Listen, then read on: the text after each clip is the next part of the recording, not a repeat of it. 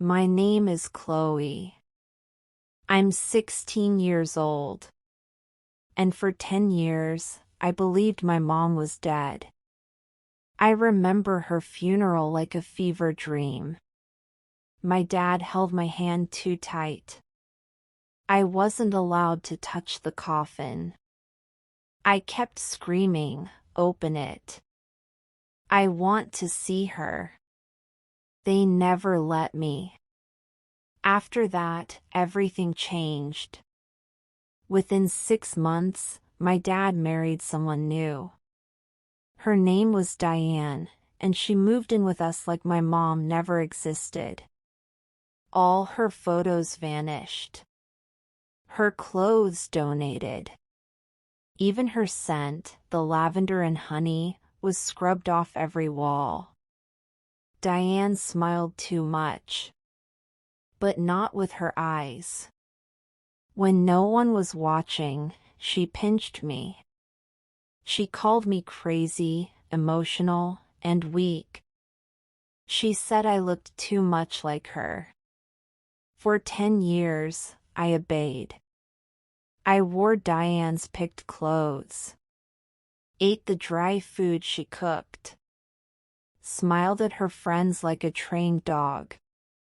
But every night, I'd hold the one thing they missed, my mom's bracelet. It had a tiny C engraved in it. Just one letter. Just one memory. Last month, everything changed. A woman moved into the house next door. Small, pale, quiet. She never left her home, except to tend to her garden. Everyone whispered she was grieving. Some said she'd lost her child. I didn't care. Until one day, I was asked to babysit her cat. She let me in through the back door. The house was dark.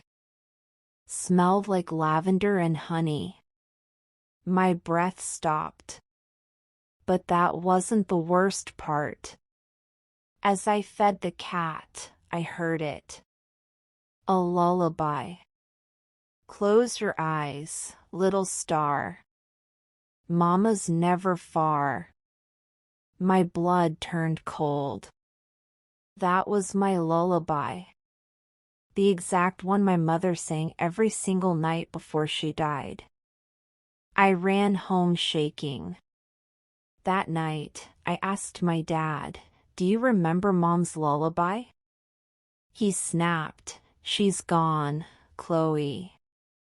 Don't dig up the past." But I had to. So I went back to the neighbor's house. Told her the cat scratched me. Asked if I could use her bathroom. While inside, I opened the medicine cabinet. My hands trembled. There it was, a bottle of the same antidepressants my mom used to take. Same brand. Same dosage. Same pharmacy tag. I took a photo. Back home, I compared it to an old prescription I'd hidden from Diane. Perfect match. Then I checked the woman's name on the mailbox. Carla Jensen. My mom's maiden name was Carla Jameson. Almost identical. Just twisted. I stopped sleeping. Started watching her every movement from my window. She never made phone calls. Never had visitors. But sometimes, she cried on the porch, holding a photo I couldn't see clearly.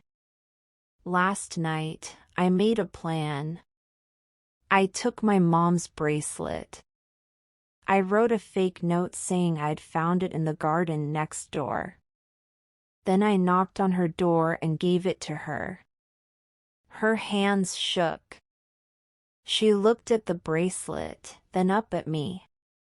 And for 1 second, I swear. Her eyes filled with tears. She whispered, "Where did you find this?" I said, "It belonged to my mother. She died 10 years ago in a car crash." She didn't blink.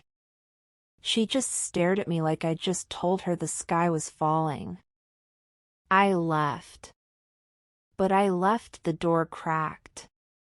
And as I turned the corner of the hallway, I waited. I heard her drop to the floor. Heard her whisper, "No. Not my Chloe." My heart stopped. She knew my name. I didn't move. My eyes stayed shut, my breathing calm and steady, but every nerve in my body was on fire. They thought I was asleep. But I heard everything. "She's not ready yet," my stepmom whispered. "Then make her ready," the man replied. We didn't come this far to back out now. I couldn't see them from where I lay in bed, but their voices echoed through the thin cabin walls. I could tell they were just outside the door. "She still trusts me," she said, and for a moment, her voice trembled. "She thinks I'm her real mother." "You're not getting soft, are you?" the man snapped. "No," she said quickly. "But she's been through so much. Maybe we can find another way." "There is no other way." His voice rose sharply. "We need that signature. We need her trust. Once she signs the papers, we disappear." That was the deal. I clenched my fists under the covers. Papers? Signature?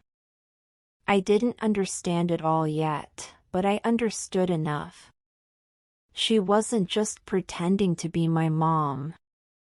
She was using me. For something legal. Something big. Something dangerous. The next morning, I acted like nothing had happened. I smiled when she brought me pancakes. I told her I slept well. I even hugged her, and I swear I felt her stiffen for a second before hugging me back. She was nervous. Good. Because now I was playing the game too. I started noticing things I hadn't before. There was no cell signal in the cabin. No internet. No clocks. Even my watch had been taken for repairs. They controlled time. They controlled everything. But they underestimated me. On the third day, I faked a stomachache. While she was out fetching some herbal tea, I slipped into her room and searched through her bag. I found documents. A fake adoption certificate. Papers with my name misspelled. And then one that made my blood run cold. A transfer of inheritance. Signed with a shaky version of my name. It wasn't just about trust. They were trying to steal everything my real mom and dad left for me. That night, I cried in bed. Not because I was scared, but because I had to pretend to love the woman who'd stolen my life, and because I knew the man outside was part of something much bigger than me. But I also knew one thing for sure. I couldn't run. I couldn't scream. I had to outsmart them, from the inside.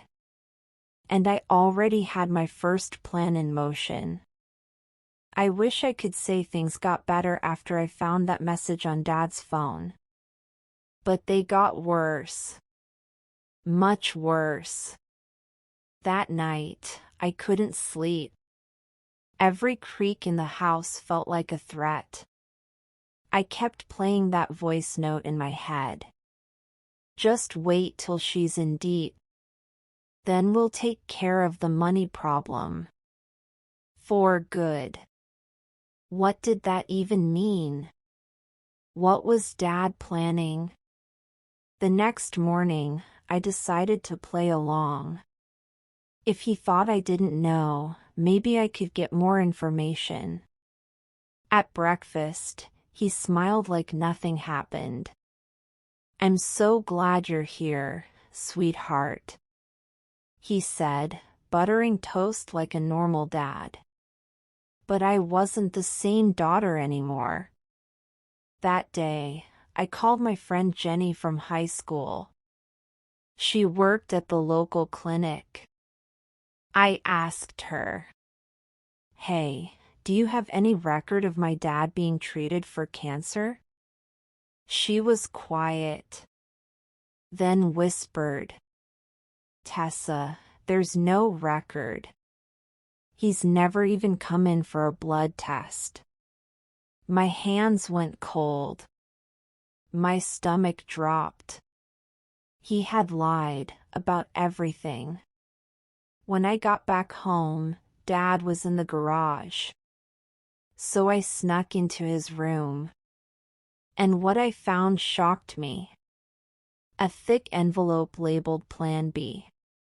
Inside, copies of my bank statements, my old passwords, even a fake power of attorney form forged with my signature. He was planning to clean me out. I heard footsteps. I barely had time to put everything back. He opened the door. "Looking for something?" he asked, voice low, eyes cold. I tried to stay calm. "Just getting my old yearbook." He stared at me like he knew I was lying. But he let me go. That night, I didn't sleep at all. I was done pretending. The next morning, I walked into the kitchen and said, "I know everything, Dad. The lies. The voice message. The documents. I saw it all." He dropped his coffee cup. It shattered. "You have no proof," he hissed. But I smiled. "Wanna bet?" I stood my ground. I already sent the evidence to my lawyer. I told Dad. The forged documents. The voice recording. Everything. He stared at me like he didn't recognize me anymore. But I wasn't the daughter who cried in airports anymore. I was the woman he tried to con and failed. He lunged forward. "You ungrateful little." I stepped back. "Try me. One wrong move and you'll be in handcuffs before dinner." He froze. Then scoffed. "You wouldn't dare ruin your own father's life." I walked past him and opened the front door. "Funny. That's what you tried to do to me." I left the house. Drove straight to the city. I met with the lawyer and showed him everything. He couldn't believe it. "He forged your signature. That's jail time." "Easy." I nodded. "I don't want revenge. I want my life back. And I want him exposed." That weekend, we had a family reunion. The one Dad had been planning, to make me feel guilty and trapped. But this time, I planned the surprise. Everyone was there. Uncles. aunts, cousins, even his old boss. And right when Dad started his fake sob story again, I stood up and played the voice note on speaker. Just wait till she's in deep. Then we'll take care of the money problem. For good. Gasps. Silence. Then I held up the documents. The forged form. My stolen bank statements. My dad lied. About cancer. About needing help. He wanted my money. He nearly succeeded. He tried to speak. But no one was listening anymore. His boss stood up and said, "You're fired." And I hope the police enjoy hearing this too. The next week, my lawyer filed the fraud report. Dad tried calling me. I didn't pick up. He texted, "You ruined me." I stared at the message for a long time. Then typed back, "You did that yourself." Now I'm back in the city. Stronger. Smarter. Free. It hurts to know your parent would betray you like that. But sometimes the truth saves your life, no matter how much it breaks your heart. White heavy check mark.